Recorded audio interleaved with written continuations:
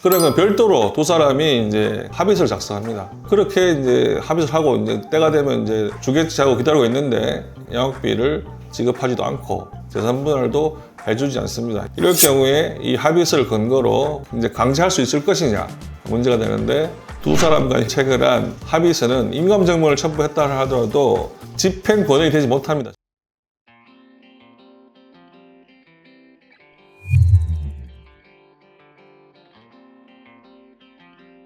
안녕하세요. 법무법인 발달증의 유덕 변호사입니다.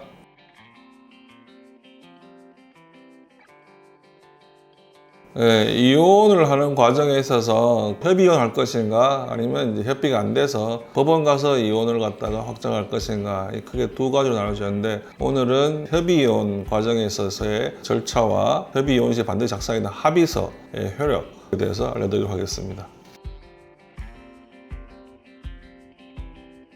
그 협의이혼은 당연히 이제 법원을 가셔야 합니다. 두 사람이 반드시 함께 법원에 출석해서 법원에서 비치하고 있는 협의이혼 신청서를 작성하게 됩니다. 그렇게 해서 이제 법원에 제출하면 법원에서 기일을 지정해 줍니다. 언제 출석하시면 판사의 면접을 하고 후속 절차를 밟도록 할 것입니다. 미성년자가 있는 경우에는 양육 과정, 화상 교육이 있습니다. 그 2시간짜리 교육을 받고 이제 뭐 집으로 같이 가든지 각자 집으로 가시면 됩니다. 그러고 나서 이제 법원에서 지정한 날짜가 오면 두 사람이 출석을 해서 판사가 이혼을 할 거냐, 왜 이혼을 하느냐, 합의가 됐느냐, 변함이 없느냐, 그럼 미성년자 있으면 양육비는 어떻게 할 거냐, 여기까지만 이제 판사가 관여합니다. 재산 분할이라든가 본인 파탄 사유에 대한 위자료는 전혀 관여하지 않습니다. 협의이혼 시에는. 그렇게 판사 면담을 마치고 나면 판사가 미성년자가 없을 경우에는 한 달 후에 협의이혼 확정을 하기 위해서 출석하라 그럽니다. 그래서 두 사람이 확인해서 출석해서 판사가 지금도 변함이 없느냐 묻습니다. 그러면 변함이 없다.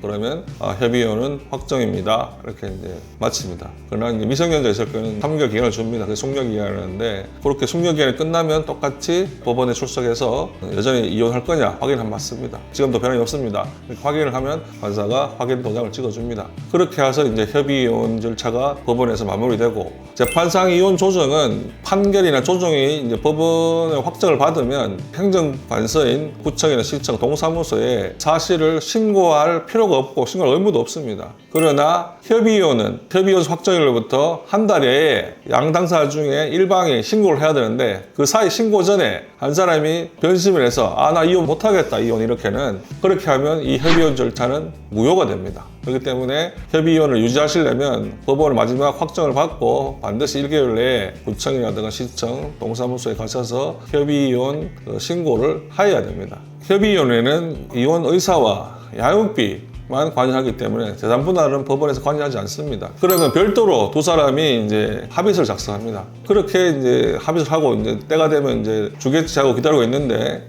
양육비를 지급하지도 않고 재산 분할도 해주지 않습니다. 이럴 경우에 이 합의서를 근거로 이제 강제할 수 있을 것이냐 문제가 되는데, 두 사람 간이 체결한 합의서는 인감증명을 첨부했다 하더라도 집행 권한이 되지 못합니다. 쉽게 말해서 판결처럼 집행력이 있는 문서가 아니기 때문에, 두 사람의 합의이기 때문에 한 사람이 지키지 않았을 거는 그걸 근거로 다시 법원에다가 소송을 통해서 확정을 받아야 됩니다.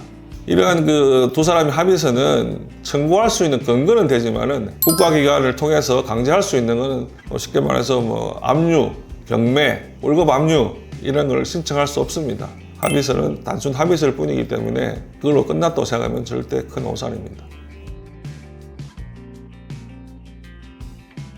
네, 협의이혼 시에는 당연히 이제 법원에서도 양육권자가 누구로 할 것인지, 그러면 양육권자가 정해지면 양육비는 어떻게 할 것인지, 그 미성년자의 복지, 성장, 그를 위해서 반드시 지정해 주고 있습니다.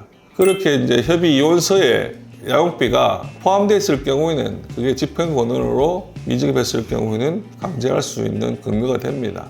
그러나 별도로 본인들이 합의했을 경우에는 강제력을 촉구할 수 있는 근거가 되지 못하기 때문에 주의하셔야 됩니다. 재판상 이혼이든 협의이혼이든 간에 제일 중요한 거는 재산 분할입니다. 사실은 재산분할 하기 위해서는 서로 간의 재산이 뭐가 있는지 이 조사를 통해서 특정하는 게 가장 중요합니다. 변호사를 선임해야 하는 이유가 이런 재산분할을 어떻게 많이 받을 것인가, 이 사람 재산이 얼마나 있는가, 이 조사하는 능력이 사실 변호사의 능력입니다. 협의 이혼이든 재판상 이혼이든 이혼이 확정된 후에 2년이 경과하면 재산분할을 청구할 수 없습니다. 그렇기 때문에 2년 안에 재산분할을 다시 소송을 통해서 청구해야 됩니다. 가급적이면 이혼을 하실 거면 협의이혼보다는 재판상 조정제도가 있습니다. 두 사람이 협의된 내용을 그대로 가지고 법원에 가서 조정 형식으로 해달라. 그렇게 하면 재판부에서는 조정을 해줍니다. 당연히. 이 조정은 당사자 합의에서 조정을 확정이 되면, 판사가 확인하게 되면, 사인을 하게 되면 판결과 동일한 효력이 있습니다. 그렇기 때문에 두 사람이 협의를 해서 거기서 끝내지 말고 변호사 통해서 조정 절차를 거치면 변호사 있을 경우는 출석하지 않고도 당연히 조정을 마무리할 수 있습니다. 그렇기 때문에 협의이혼 하실 때는 반드시 조정 이혼을 이용하시기 바랍니다. 그러면 이혼 합의서를 작성하고도 돈을 받지 못하는 그런 낭패는 피할 수 있을 것입니다.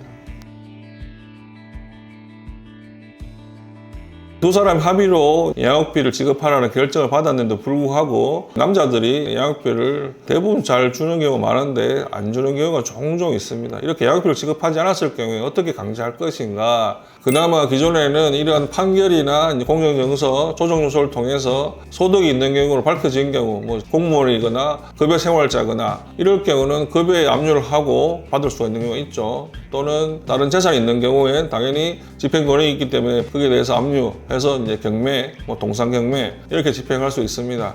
이 사람이 근데 이제 다른 재산이 전혀 없고 개인 사업자일 경우는 사실상 이렇게 받기 힘듭니다. 이런 경우에 이제 양육비 지급을 강제하기 위해 최근에 양육비 지원에 관한 특별법이 2025년 7월부터 이제 시행되고 있습니다. 그게 대표적인 내용은 양육비 선지급제입니다. 중상 이하의 소득자일 경우에는 국가에서 이 집행 권한이 있으면 변제받지 못했다 확인만 되면 양육비의 20%, 최소 20만 원을 먼저 지급해 줍니다, 매달. 그리고 국가에 지급한 이 양육비, 선지급한 양육비는 양육하지 않는 비양육권자한테 보상을 하게 됩니다. 이러한 다양한 제도가 있기 때문에 양육비를 받지 못했을 경우에는 꼭 변호사가 선임해서 이렇게 강제로 받을 수 있도록 하면 좋겠습니다. 이상 법무발열정의 이우도 변호사였습니다.